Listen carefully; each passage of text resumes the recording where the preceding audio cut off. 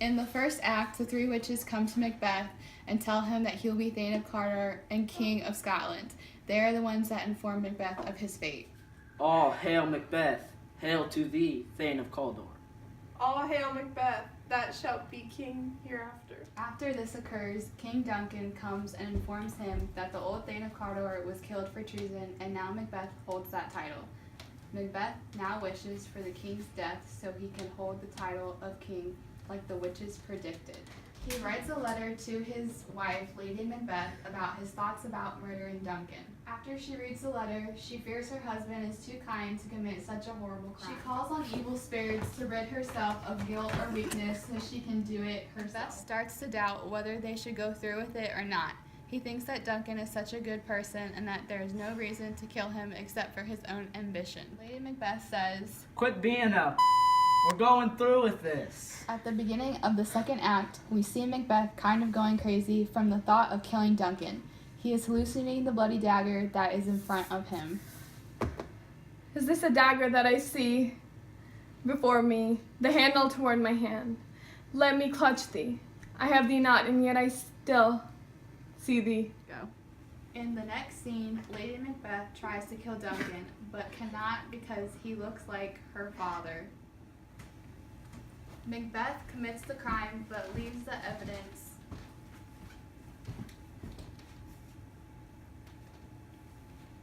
causing Lady Macbeth to finish the dirty work. The next morning, Macduff finds Duncan murdered. Macbeth acts like it's such a surprise, but Macduff is still suspicious of them. In Act 3, Macbeth is king, but he worries about Banquo and all of his descendants. The witches had also told Banquo that all of his heirs would be kings when they told Macbeth he would be king. Macbeth felt threatened by this, so he started plotting his murder. Macbeth invites Banquo to a feast at his house, and that night he accepts. He then hires 2 murderers to kill Banquo and his son Fleance that night. So it turns out there are actually 3 murderers instead of 2, and in the confusion they kill Banquo but let Fleance get away. The murderers then go and tell Macbeth what happened.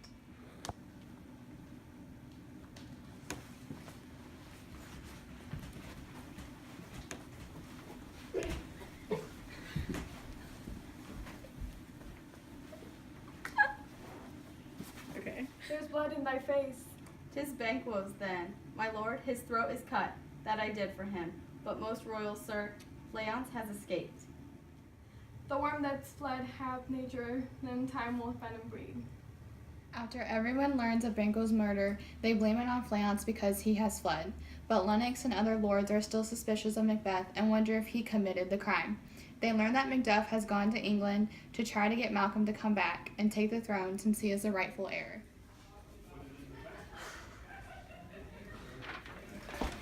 Macbeth, you want for your life? In the first scene, Macbeth speaks with the 3 witches again. They show him 3 apparitions and tell him more of his prophecy. The first apparition is a floating head who tells him to beware of Macduff. The next apparition is a bloody child, and it says that no man born of woman will harm Macbeth.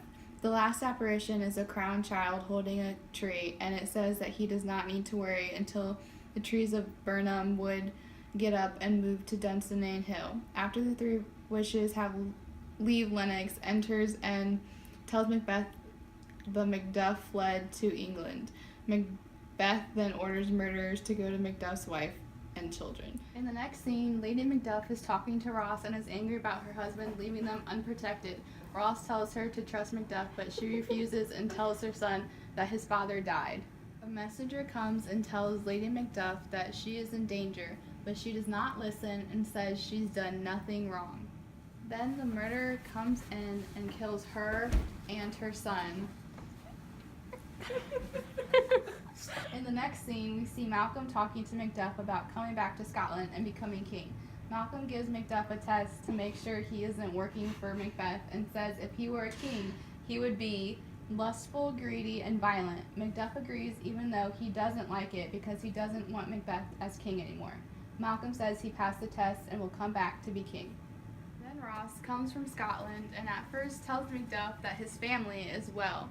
Then he breaks down and says actually Macbeth killed all of his family. Macduff is heartbroken and Malcolm says to turn his sadness into anger. He then vows to get revenge on Macbeth. Act 5 starts off as a doctor and gentlewoman discuss Lady Macbeth's sleepwalking.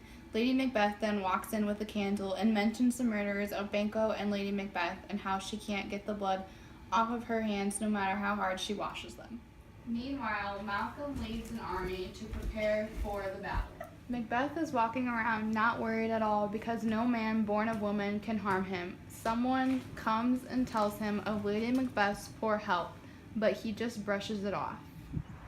Malcolm is now leading his army towards Dunsinane Hill while hiding themselves behind big tree branches.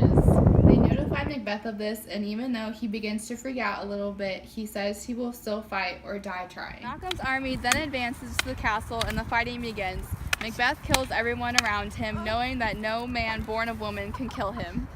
He then encounters Macduff, who tells him that he was born C-section. Macbeth says they won't give up and they keep fighting.